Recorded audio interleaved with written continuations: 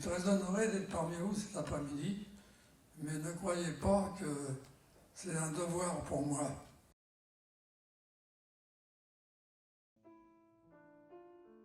Non, c'est pas pour moi un des rescapés de cette Seconde Guerre mondiale, que j'ai vu arriver d'ailleurs depuis 1933, comme je dirais pas comme je vous vois aujourd'hui, parce que là je ne vous vois pas du tout. Mais enfin, c'est autre chose. Eh bien, aujourd'hui, ma présence parmi vous, je voudrais vous parler surtout, oui, moi je suis un des rescapés, mais je voudrais vous parler aussi de toutes celles et ceux qui, dans chaque pays de l'Europe occupé, ont eu le courage de refuser la collaboration avec l'ennemi, et surtout en France, avec un gouvernement de Vichy à la solde de l'occupant, qui a empressé de détruire la République au mois de juillet 1940 et d'établir l'État français avec une nouvelle devise: travail, famille, patrie. Oui, c'est beau, mais liberté, égalité, fraternité, c'est encore plus beau. Donc ils n'ont pas eu le temps de l'effacer de tous les monuments publics, et vous les voyez encore aujourd'hui. Vous voyez, c'est un peu aujourd'hui, disons que ce que je fais, je pense que quand je suis sorti vivant de cet enfer concentrationnaire, mon destin était tracé comme le destin de tout le monde, et je ne pouvais pas faire autrement que d'expliquer pour ceux qui le sont, celles et ceux, quand je vous dis celles, je sais ce que je dis, parce que n'oubliez pas qu'il y a aussi dans notre pays, dans les autres pays aussi, il y a des femmes jeunes, moins jeunes, de toute confession politique ou religieuse, qui ont osé dire non. Vous savez, c'était pas facile dans cette époque, et nous l'avons fait spontanément. Nous n'avons pas réfléchi. Quand on réfléchit, c'est trop tard. On n'hésite pas, et on attend. Alors il y a ceux qui étaient pour, ont collaboré activement. Il y a ceux qui étaient contre, comme j'ai fait partie. Et puis il y a ceux qui attendaient. Ce sont les plus dangereux. Ceux qu'on ne sait pas de quel côté ils vont se tourner. Quand le maréchal Pétain est venu à Paris, sur la place d'Hôtel de Ville, elle était noire de monde en 1944, un peu avant le débarquement. Et quand c'est le général de Gaulle qui est arrivé en 1944, elle était encore noire de monde. Alors on se demande si ceux qui étaient au mois de mai pour le maréchal Pétain sont venus aussi pour le général de Gaulle. Et ça, on ne saura jamais. Mais il n'y a jamais eu autant de résistants que le 32 août 1944. Et avec mes parents, dans la ville de Maison-Alfort, à Charentonneau, et en 1929, et en 1933, à la radio, j'ai entendu la voix, parce qu'il n'y avait pas la télé à l'époque, j'ai entendu la voix du chancelier Hitler, qui vociférait en allemand. C'était impressionnant. Et là, j'ai commencé à avoir peur. Je me suis dit, ça, c'est pas bon. Et puis, les années qui ont suivi m'ont confirmé mon jugement. Et je lisais, j'étais passionné d'histoire de France, donc je lisais aussi ce qui se passait sur le Petit Parisien à 6h30. Je lisais déjà le journal. Et puis, j'ai bien vu ce qui allait arriver. Et les hommes politiques de l'époque l'ont vu aussi. Ils ne voulaient pas une Seconde Guerre mondiale. Et Hitler en a profité, la réoccupation de la rive gauche du Rhin, alors que là, la Grande-Bretagne et la France, ils avaient mis le holà tout de suite, c'était terminé, ils ont laissé faire. Et les années se sont écoulées. La guerre d'Espagne, où l'Allemagne, avec la Légion Condor, a mis au point ces bombardements des villes ouvertes, les Italiens qui ont envoyé des hommes et des avions, du matériel, et puis les gouvernements britanniques, anglais n'ont pas bougé.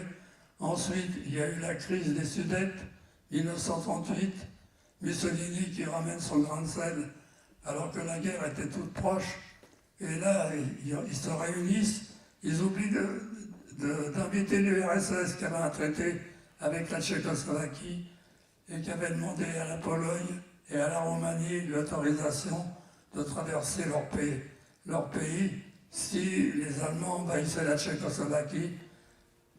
Les Polonais, les Tchèques et les Roumains ont refusé. il y a eu les accords de Munich. Et là, les accords de Munich, ça se voyait comme le nez au milieu de la figure, c'était la guerre sur l'année suivante. Et en 1939, pour le corridor de Danzig, eh bien, l'affaire était réglée. L'Allemagne avait réoccupé au mois de mars la Tchécoslovaquie. Vous voyez, personne n'avait bougé. Et la guerre était arrivée. Bon, on n'a pas fait grand-chose, il y a eu la drôle de guerre pendant toute la période de septembre à mai 1940. Et le 10 mai 1940, eh bien, c'était l'offensive sur l'ouest par les Allemands. Et en un mois de temps, 1 900 000 prisonniers, l'armistice le 23 juin 1940, l'appel du général de Gaulle, quand je suis revenu d'Exode, j'avais fait l'Exode en vélo, je suis revenu après, puisqu'on a été rattrapé par les Allemands, et l'appel au général de Gaulle, disant que la guerre n'était pas finie et qu'il fallait continuer à combattre. On peut dire que cet appel, je le lis encore aujourd'hui, le 18 juin, devant la mairie de Fortville, et bien où j'habite. Eh bien, oui, je dis que ce général, à l'époque, nous a redonné confiance. On ne comprenait pas, nous les jeunes de l'époque, on disait qu'on avait l'armée la plus forte d'Europe. Eh bien, quand on a vu la catastrophe en même pas en même temps, on était complètement déboussolés. Et le général de Gaulle, par son appel, a redonné confiance. Rentrer en résistance, oui, mais c'était pas facile. On n'entrait pas dans un réseau de résistance comme on rentre à la NPA pour chercher un emploi. Non, c'était très difficile. Et les années passaient et j'arrivais toujours pas à trouver ce réseau de résistance. Et en 1941, le 22 juin 1941, l'Allemagne, en dépit du traité de non-agression valable 10 ans avec l'Union soviétique, eh bien, a attaqué l'Union soviétique. Et évidemment, là, ils sont tombés sur un os, comme on dit. Et en 1942, eh bien, devant les pertes de l'armée allemande, surtout sur le front soviétique, eh bien, il fallait les combler. Donc il fallait renouveler en effectif. Et là, ça faisait des vides dans l'industrie de guerre allemande. Et malgré les affiches qu'on trouvait un peu partout sur le territoire français, occupé, parce qu'il y avait quand même la zone libre, il y avait un tiers de la France qui n'était pas occupé, mais il y avait les affiches, viens travailler avec ton camarade allemand, avec un bon salaire, une bonne nourriture évidemment, puisqu'il payait allègrement tous les pays occupés. Donc il ne mourrait pas de faim en Allemagne. Eh bien cette collaboration demandée de volontariat n'a pas donné les effets espérés, et le Gauleiter Sauckel, responsable du travail dans les territoires occupés, avec le président Laval, président du Conseil du gouvernement de Vichy, ont mis au point une circulaire qui s'appelait de la relève, qui consistait dans chaque usine, je ne sais pas si ça se fait pareil dans les fermes, mais dans chaque usine, suivant l'effectif, de désigner des travailleurs majeurs. Vous voyez, majeurs, ça veut dire ceux qui avaient plus de 21 ans, pour aller travailler en Allemagne, au titre de la relève.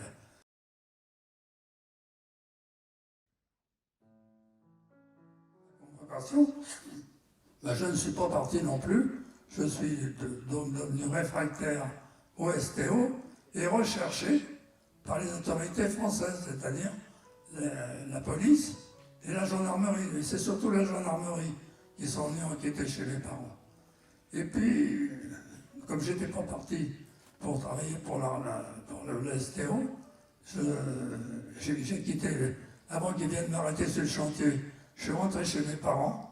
J'ai réussi, c'est un dernier geste que je vous fais, j'ai réussi à avoir une nouvelle carte d'identité fausse, mais tellement fausse qu'on semblait qu'elle était vraie. Et j'ai écrit à la Standard Française des Pétroles qui m'ont rembauché. Je suis revenu travailler sur un autre chantier en Dordogne, parce que quand un chantier était épuisé, il fallait retrouver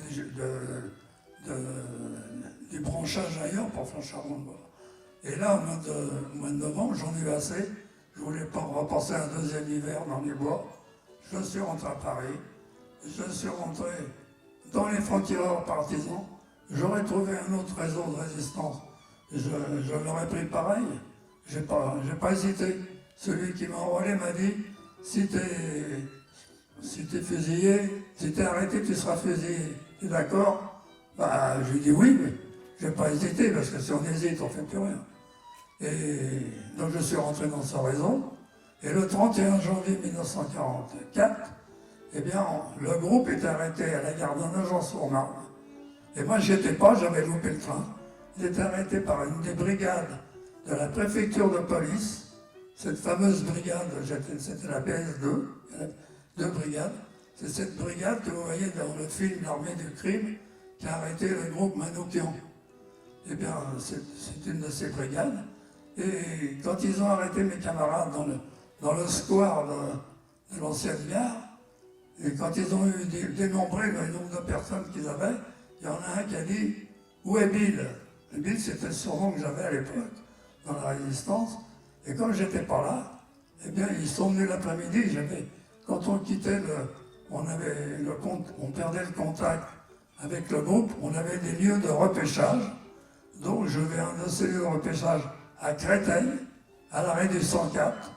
Et là, je me fais coffrer comme il faut, ils étaient 5, et je suis arrêté, emmené à la préfecture de police. Le 3 février, on est livré à la Wehrmacht, et je me retrouve à Fresnes dans une cellule, au secret, jusqu'au 7 juillet. Le 13 mai, j'ai 8 de mes camarades qui sont condamnés à mort. Et les autres, eh bien nous, on est condamnés, mais ça ne nous le dit pas, on était condamnés à aller périr dans un des camps de concentration, un camp spécial, le camp de Nassweiler, qu'on appelle le camp Nassweiler-Struthof aujourd'hui. Et le 7 juillet 1944, j'étais toujours au secret. Eh bien, on me sort de ma cellule, je me retrouve avec 3 résistants de l'armée secrète, le lieutenant Méry, le lieutenant Nicolas, un instituteur, Gilbert Mény, on appelait l'instituteur de Fontenotte. Lui, ils étaient du Doubs, et lui, son travail, c'était de faire passer les personnalités étrangères en Suisse. Arrêtées, évidemment. Et donc, on nous emmène j'arrive plus à me trouver cette bon sang de gare qui était une gare, maintenant on partait train de voyageurs à la gare de Lyon. Mais j'arrive pas à trouver. Oui, ça résiste. Et là, on se retrouve, contrairement à ce qui se passait à Drancy ou à Compiègne, où étaient internés, avant de partir dans les camps, pratiquement tous les résistants, à Drancy, tous les juifs, eux, ils partaient dans des wagons de marchandises. Par exemple, à Drancy, ils partaient toutes les semaines, ils partaient un train de 1000 juifs. S'il y en avait un qui était malade, il était remplacé. Et à Compiègne, ils partaient directement dans les camps, ou Dachau, au Buchenwald, des grands camps, au Neuengamme, dont vous entendrez un poème tout à l'heure. Et nous, on nous dit, avant de partir, on était 61.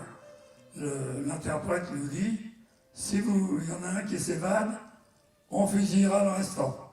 Et on se retrouve dans un wagon de 3e classe, menotté 2 par 2, mais on était persuadés qu'on partait travailler en Allemagne. Il y avait des voyageurs à l'intérieur, on avait un wagon spécial, évidemment, gardé par des soldats du service de sécurité de la SS, la SD, et évidemment, on avait touché un colis de la Croix-Rouge. 3 jours après, on arrive à la gare de Strasbourg, notre wagon est décroché, et on remonte dans la vallée de la Bruche pour arriver à la gare de Roto. Et avant d'arriver à la gare, de la place que j'avais dans le wagon, eh bien, j'ai vu ce camp dans la montagne, des toutes petites maisons. J'ai dit à mes camarades, il faisait très beau, j'ai dit là, on ne va pas être mal. Je ne savais pas ce qui nous attendait. Et là, on a appris pourquoi on était là. On nous a dit, vous êtes des Nachtonnebel, nuit et brouillard, ce que je connaissais pas l'allemand. Et vous rentrez par la cheminée, vous rentrez par... vous voyez que j'ai vieilli quand même. Hein. Vous rentrez par la porte, vous sortirez par la cheminée. On aurait préféré faire l'inverse. Vous voyez? Mais là, non. Ça m'a fait ni chaud ni froid. Parce qu'on savait, je savais que j'avais déjà un sursis. Je savais que tant qu'on est en vie, il y a de l'espoir. Et là, j'avais échappé déjà au peloton d'exécution. Donc j'ai mené la vie du camp. Le 4 septembre, devant l'avance des armées alliées, le camp est évacué. On descend à pied, bien encadré, avec les SS, les chiens, fusils mitrailleurs, enfin tout ce qui valait pour passer l'année. Et même si on avait attaqué tous ces SS qui étaient... On aurait pu, mais pour aller où? Oui, on arrive à la gare de Dachau, et comme on avait fait quand on est arrivé au Struthof, on s'est désaltéré sous les douches. Et là, quand on est arrivé à Dachau, on s'est à nouveau désaltéré en prenant la douche. Et 2 jours après, on nous envoie en commando au camp d'Alac, un camp de travail. Mais alors là-dedans, il y avait des volontaires français, il y avait des civils, il y avait des prisonniers de guerre transformés, et il y avait nous. Oui, mais on se retrouve là, et je suis affecté. Heureusement que j'avais déclaré que j'étais métallurgiste, et je me retrouve dans un commando, le commando de la BMW. On était loué à la BMW, et 12 heures de nuit, 12 heures de jour, j'ai travaillé sur une perceuse radiale à tarauder des culasses de moteur d'avion. C'est pour vous dire, j'ai fait ça pendant presque 3 mois, c'est pour vous dire le matériel que les Allemands avaient encore à l'époque. Ce qui allait leur manquer, c'était le pétrole, c'était l'essence.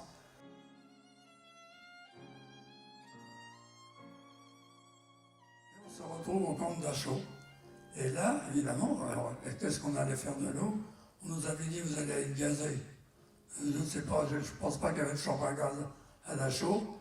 Les 2 jours après, il y avait une épidémie de typhus dans notre bloc, et ça nous a peut-être sauvé la vie, à certains, comme moi, puisque je suis là. Mais une épidémie de typhus, et tous les matins, donc on est mis en quarantaine, donc on ne va plus aux appels. Les appels dans le froid, la neige, le vent, enfin tout ce qui est désagréable. On n'a plus d'appels du tout. On est libre de se promener dans l'allée entre 2 blocs, et le matin, il y a quelques cadavres tous les matins qui étaient nus avec un numéro sur une bande de plâtre avec leur numéro. Le commando de la roulotte de la mort, tenu par des Russes, rentrait à reculons dans l'allée, et les Russes prenaient les cadavres et les jetaient comme un sac de pommes de terre dans la remorque. On était devenus insensibles à ce spectacle. On était un peu blasés, disons. Et puis, j'ai un phlegmon à la gorge qui n'est pas soigné, il se perce tout seul, j'avale tout. J'attrape le typhus, j'arrive à aller au Révire. Le Révire, c'était l'infirmerie. Je ressors miraculeusement du typhus, j'attrape l'érysipèle, qui est aussi dangereux. Je ne me tenais plus debout. Le matin, le chef de bloc me faisait lever en m'aidant. Je tombais, on me remettait dans mon lit, et on a touché un colis le 13 mars. Et ce colis, eh bien, je ne pouvais pas y toucher. J'étais resté trop longtemps sans manger. La moindre bouchée, je ne pouvais pas l'avaler. Et mes camarades me disaient, si tu ne manges pas, tu meurs. Et petit à petit, j'ai réussi. J'ai remangé. Et aujourd'hui, je suis là. Et le 29 avril, les troupes américaines arrivaient un dimanche après-midi, vers 16h. Et là, alors pour nous, à l'époque, et même aujourd'hui, c'était véritablement Noël. Parce que je me suis dit tout de suite, Maintenant, ça va être la fraternité sur toute la planète. Parce que la Seconde Guerre mondiale a commencé quand les Japonais ont attaqué les Chinois en 1900, la fin des années 1930, vous voyez. Déjà, sans que personne ne bouge, ça ne les intéressait pas, c'était loin. Non, c'est comme aujourd'hui le coronavirus, c'est loin, mais ça arrive quand même, vous voyez. Donc, pour nous, ce 29 avril, je n'ai jamais oublié. Et donc, je discutais avec des déportés, comme moi. Je leur disais, je n'avais pas fait attention, parmi eux, il y avait un ou deux journalistes, ils me disent, mais mon petit gars, j'étais un petit gars, ils avaient plus de 30 ans, ils m'ont dit, tu te mets le doigt dans l'œil, ça va pas s'arrêter. Et la preuve, je l'ai eu, je n'ai pas attendu longtemps. La guerre de Corée, la guerre d'Indochine, la guerre d'Algérie, le Biafra, enfin tout ce qui permet à user un peu toutes ces armes de guerre fabriquées par des travailleurs quand même, vendues à droite à gauche, suivant comment dirais-je, je ne sais pas d'ailleurs, et suivant certains critères. Et aujourd'hui, c'est avec tristesse quand même que je suis obligé de reconnaître que nous, on continue à ce combat auprès de la jeunesse. Parce que la jeunesse, j'ai été jeune comme vous. J'ai été jeune, il paraît que quand on est au collège, on est à l'âge con à cet âge-là. Et moi j'ai eu de la chance, je n'ai pas été au collège, j'ai été au cours complémentaire industriel, ce qui ne m'a pas empêché de faire de temps en temps l'école du Seigneur. Maintenant je ne sais pas comment vous appelez ça, mais je sais que mes deux fils ont largement, je les ai jamais encouragés d'ailleurs, mais se sont pas gênés pour faire mieux que moi. Vous voyez? Eh bien, mais aujourd'hui c'est important, parce que vous voyez, où on doit tout de suite frapper, éduquer, dans nos écoles laïques, dans d'autres établissements, mais le mieux je trouve que c'est l'école laïque, parce qu'elle est véritablement laïque, et d'expliquer aux jeunes que l'avenir c'est la jeunesse, il n'y a pas d'autre. Et la jeunesse c'est quelque chose de primordial. La jeunesse, on n'a pas le droit, votre vie n'a pas de prix. Moi la mienne n'a pas de prix, vous voyez. Je suis vieux dans mon corps, pas dans ma tête, heureusement. Eh bien, on n'a pas le droit de disposer de la vie des gens sans leur demander leur avis. Non, on n'en tient plus compte maintenant. Donc c'est vous, plus tard, peut-être que vous serez gangster, peut-être, on ne sait pas. Mais si vous êtes gangster grâce à vous, les avocats continueront à avoir du travail. Et vu l'époque où on est, eh bien, oui, mais écoutez, il faut moi je réagis, je me mets, vous savez, quand on me dit quelque chose, je me mets à la place du gars. Il y a une nana qui m'a dit l'autre jour, oui, les cheminots, je lui ai dit, écoute, si tu étais cheminot, toi, qu'est-ce que tu aurais fait? Ah, c'est une bonne question. Eh oui, mais elle n'a pas su répondre. Moi j'ai su ce que j'avais à faire quand le moment est arrivé. Donc, vous voyez, on n'a pas le droit de disposer de la vie des gens. C'est sacré une vie. Quand il y a une vie qui meurt, quand quelqu'un meurt, il y en a qui se réjouissent, mais la famille, il y a des pleurs, il y a tout. Et cette Seconde Guerre mondiale, il y a eu entre 60 millions et 80 millions de morts. Vous vous rendez compte ce que ça représente comme pleurs? Mais on remplirait des cuves, on ferait des inondations. Vous voyez, comme on le voit aujourd'hui, on tue des gens comme ça pour le plaisir. C'est ce qui s'est passé au camp de Nazareth-Fotov, où la vie, le matin, on se levait, on était content d'être réveillé, on avait faim quand on se levait, on avait faim quand on couchait. Mais on était vivants. C'était très important pour nous. Mais on ne savait pas si le soir, on serait encore vivant. Au camp de Nazareth-Fotov, on a tué des gens pour le plaisir. Comme ça, une balle dans la tête. Un dénommé Fernandel, qui a été condamné à mort pour 365 assassinats, a été condamné à mort avec d'autres. Général Aubert, SS, commandant la Gestapo en France, Schlochen, lieutenant-colonel, le responsable de la mort de plus de 100 000 juifs, Bayatel, et bien d'autres. Et ensuite Gracier, parce que la France est grande et généreuse. Quand la libération est arrivée, eh bien, il y a eu des lois, il y a eu des avantages spéciaux qu'on nous refuse aujourd'hui. C'était un programme fait par tous les mouvements de résistance qui ont créé le Conseil national de la résistance. Le programme a été mis en place, les nationalisations, mais ensuite il y a eu les lois d'amnistie, et ces gens qui avaient collaboré, parce que s'il avait fallu arrêter tous ceux qui avaient collaboré, il y avait pas loin de la moitié de la France qui seraient retrouvés en prison.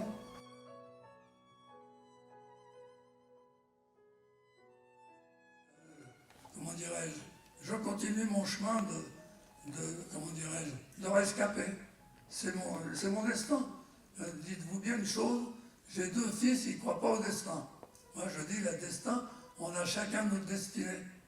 Et moi, la destinée m'a donné le droit de continuer à dire ce que je pense, à la mémoire de ceux qui n'ont pas pu. Aujourd'hui, c'est surtout à tous celles et ceux qui sont morts dans les camps dans des conditions effroyables. Alors vous allez visiter le camp, un jour ou l'autre, vous ne visiterez jamais. Moi, je vous dis une chose, dans la vie d'un être humain, il faut qu'il visite le camp d'Auschwitz, Birkenau. Vous aurez l'impression, si vous avez déjà vu les abattoirs de Chicago, eh bien les Allemands ont fait à peu près pareil. Mais là, c'était des êtres humains qui passaient et on récupérait au fur et à mesure, avant qu'ils soient anéantis par les gaz, on récupérait tout ce qui était récupérable. Les cheveux, les dents en or. Ne croyez pas que tous les juifs avaient des dents en or. Ça coûtait la peau des fesses à l'époque. D'ailleurs, cette expression n'existait pas déjà. On l'a invitée par la suite. Mais vous voyez, mais par contre, il y en avait qui en avaient.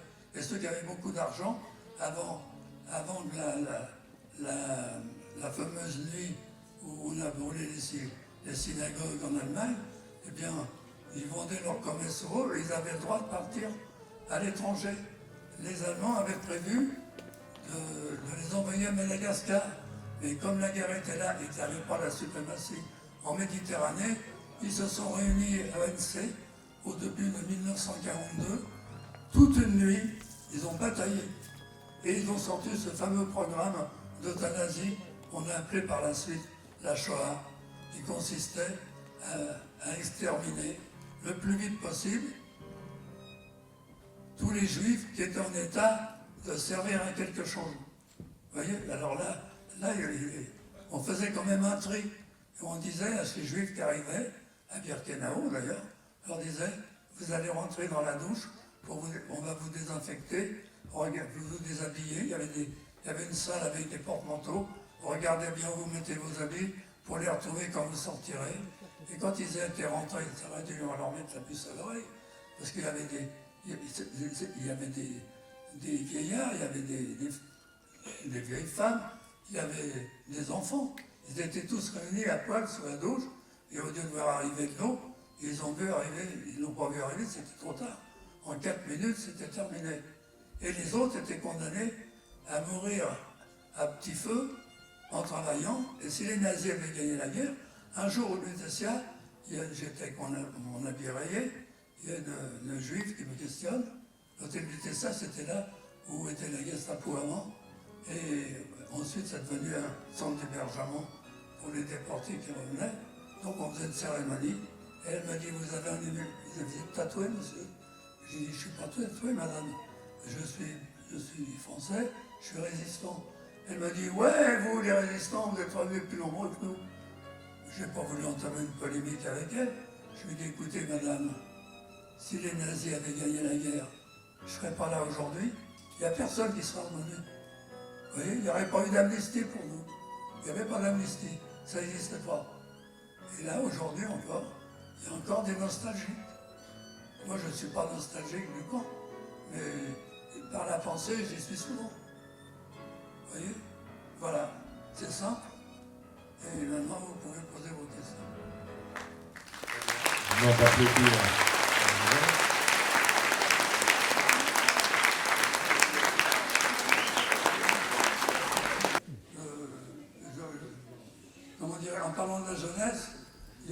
pour moi, il n'y a aucune différence entre la peau des individus, qu'ils soient bleus, qu'ils soient blancs, qu'ils soient rouges, qu'ils soient noirs. On ne choisit pas la couleur de sa peau, on se respecte les uns les autres. C'est l'un des principes de la République, ça. Et aujourd'hui, ce poème que vous allez entendre,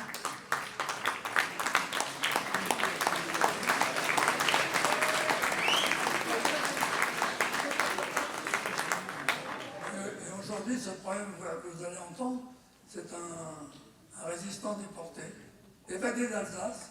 Il s'appelait Henri Higelin. Il s'est évadé d'Alsace en 1940 et est passé en zone libre, est rentré dans la résistance, a été arrêté au mois de juin 1944, il était dans la région lyonnaise, il a été arrêté avec sa femme, sa belle-mère. Ils ne se sont pas retrouvés dans le même camp tous les trois. Il est arrivé à Compiègne. De Compiègne, il a été envoyé à Neuengamme. Et de Neuengamme, il est parti dans un des nombreux commandos qui s'appelle Chandelat.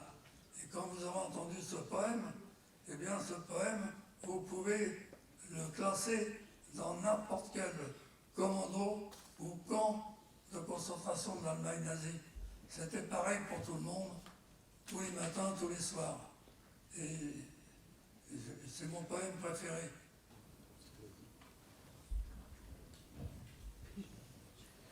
Chandela.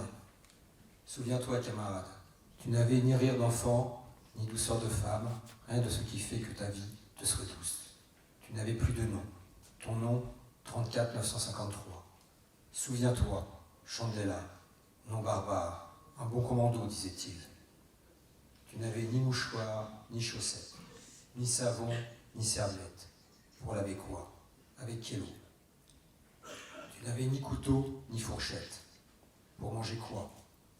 Ni papier, ni crayon. Pour écrire quoi? Écrire à qui? On te rasait les cheveux, mais qui te coupait les ongles? Tu n'avais ni rasoir, ni miroir. Pour raser quoi? Regarder qui? Ne te voyais-tu point dans mes yeux, camarade? Ni lisais-tu point ta mort déjà? Car tu avais, camarade, les barbelés électrifiés, les SS et les chiens, les capots et la schlag, les appels et les cris. Los, los, raus. Le jour, la nuit. Triste jour, pauvre nuit. À deux par paillasse, dans la terreur et le froid, sous ta défroque rayée qui cachait mal tes os, tes pauvres os. Tu n'avais plus que ça, et la faim, la faim, la faim. Chaque instant lancinante, tu avais les coups, les poux. Les SS te disaient, un pouls, ta mort. Et un SS donc, ce que tu avais, ce que tu n'avais pas, un fantôme de vie parti dans la nuit et le brouillard. Henri Higelin, matricule 34 953. Très bien. Bonjour. Dans l'exemple dans lequel vous avez été, y avait-il des différences entre les déportés et du coup les fonctions qu'ils occupaient?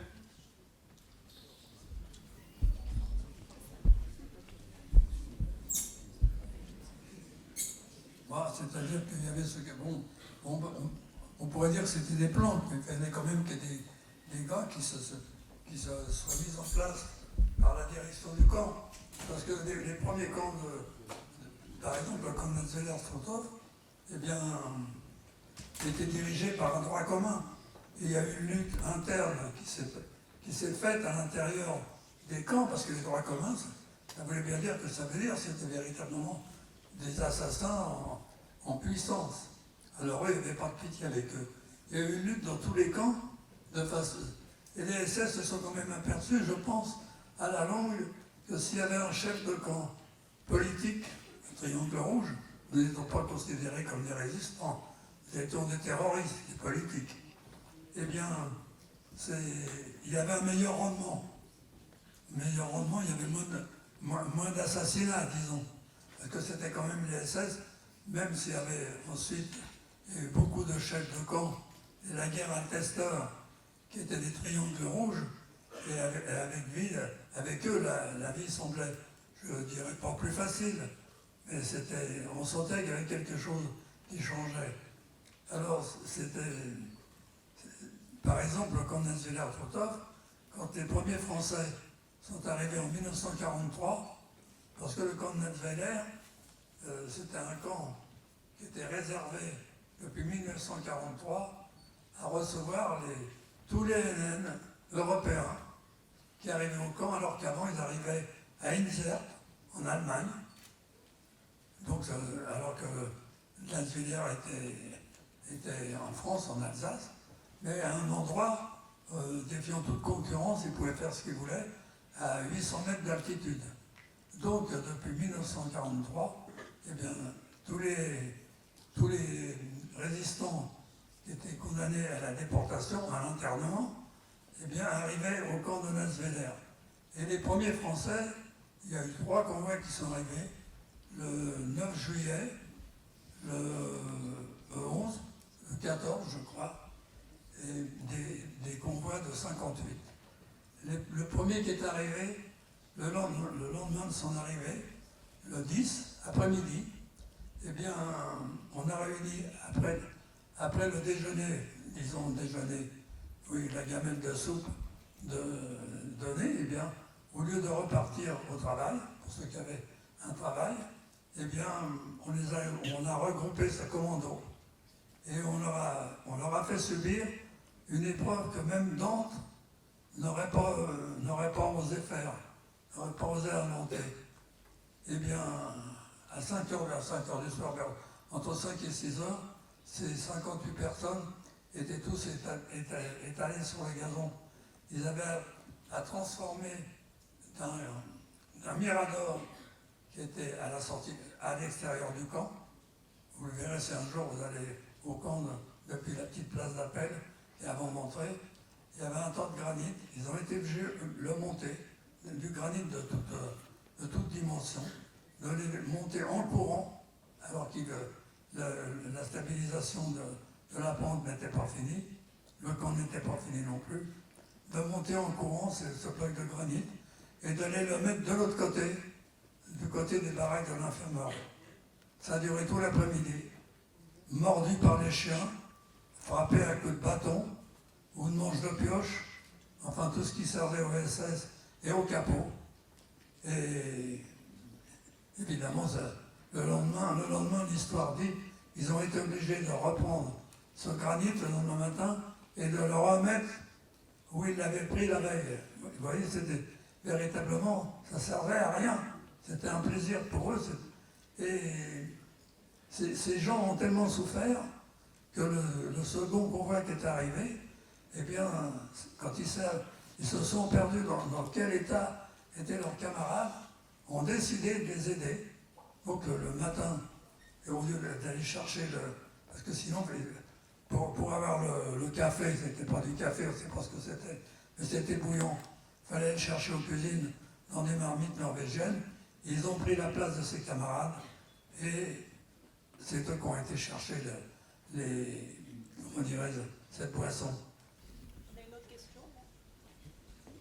Qu'est-ce qui vous a le plus marqué lors de votre déportation? Ah, c'est la déportation. Après, ce qui m'a marqué le plus, c'est difficile, hein, parce que, par exemple, quand j'ai eu le typhus, eh bien, quand j'ai eu mon friment à la gangrène, je ne pouvais plus manger, donc je ne pouvais plus avaler. Donc, on m'envoie au réveil, l'infirmerie. Donc, j'ai eu une place, j'ai eu une paillasse pour moi tout seul, et je vous dirais que le bloc où j'étais, il y avait de la place avec tous les morts qu'on avait, ça s'était un peu personné, on était à l'aise pour dormir. Et là, je me retrouve dans le réveil, l'infirmier vient, un infirmier français, qui avait une planque, et il me dit, quand ça va crever, ton abcès, fais bien attention, crache-le. Ben oui, je dis oui. Et non, mais je ne pouvais plus avaler. Le matin, je me réveille, et j'essaie de déglutir, miracle, et je déglutissais tranquillement. Donc j'ai pu prendre cette boisson qu'on avait le matin. Mais l'infirmière revient, il m'a dit, alors on t'a craché? Il m'a dit, j'ai rien craché, je dormais. Je rentre au bloc, et 2 jours après, j'avais 41 fièvres. On avait réussi à chaparder un thermomètre, et tous les matins, ceux qui étaient dans la stube du bloc où j'étais, on prenait notre température. Et un matin, j'avais 41 au ciel. J'arrive à me faire hospitaliser au Rémire pour le typhus. Et là, eh bien, j'attrape le typhus. Et une quinzaine de jours après, je me réveille vivant. Et aussitôt après, à nouveau 41 de fièvre et les résipèles. Les résipèles, c'est une maladie qui est dangereuse aussi, mortelle. Et quand j'ai été guéri de ça, j'ai perdu toute ma peau. Ma peau était, quand je me grattais un peu, ma peau était noire, brunelle, ce qui fait que je ressemblais à un cochonnet quand j'ai fini d'enlever toute cette saloperie. Les médecins m'avaient dit, mais qu'est-ce que c'est que cette saloperie que tu as su? Tu pourrais pas te laver un peu? J'ai dit, mais je peux pas. C'est des résipèles. Eh bien oui. Voilà, ben c'est ça. Vous voyez, les séquelles, c'est ça. Et ce qui m'a frappé le plus, c'est ça, parce que j'étais persuadé. D'ailleurs, ma mère, quand je suis parti en 1942, elle était une croyante convaincue. Elle m'a donné une petite médaille de la Vierge que j'ai gardée et que j'ai ramenée.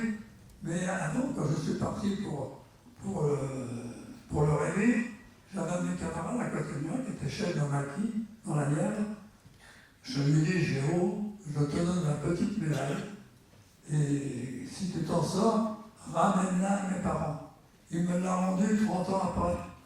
Et je l'ai perdue un jour à une cérémonie à la préfecture du Val-de-Marne. Je ne l'ai pas retrouvée, elle est tombée quand je me déshabillais pour mettre des fois travailler et je ne l'ai pas retrouvée. Voilà, c'est ce qui m'a frappé le plus. Mais il y a tellement de choses qui frappent quand on y pense. Bon, donc voilà, vous êtes là et je sais que Jean était très touché de votre présence très nombreuse, donc merci encore. Alors maintenant c'est à vous Jean que je voudrais m'adresser, parce que les jeunes ne le savent peut-être pas, mais vous faites partie de cette association qui s'appelle Le Souvenir Français, une association qui travaille depuis déjà un bon moment sur la thématique de la mémoire et qui cherche à organiser des après-midi comme celui-ci. Et on sait que vous êtes toujours présent, vous êtes toujours prêt à répondre lorsque nous vous sollicitons pour une intervention.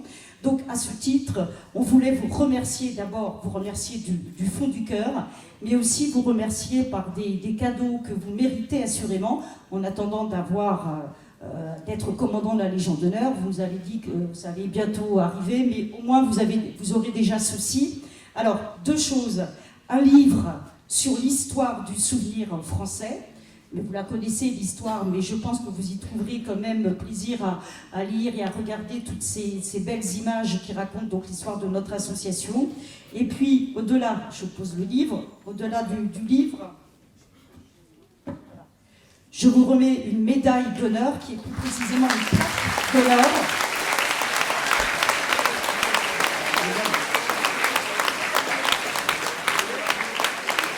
C'est vrai que vous pouvez l'applaudir encore une fois de mérite. Les gens...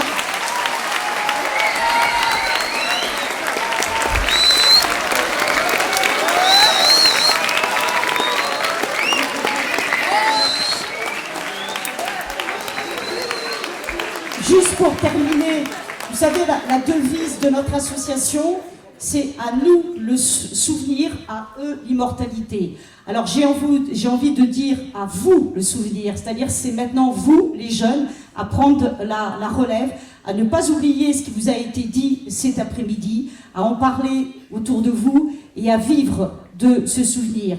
Et à eux l'immortalité, c'est l'immortalité dans les livres, dans les articles qui ont été écrits, mais surtout l'immortalité dans nos cœurs. Sachez que vous serez toujours, toujours présents dans nos cœurs. Merci, Jean.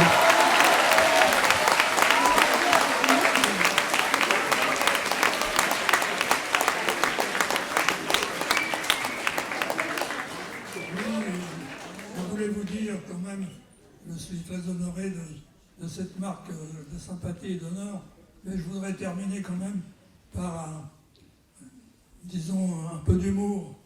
D'ailleurs, je l'ai raconté un jour à un professeur de collège. Il m'a dit, mais vous allez me foutre le bordel dans ma classe.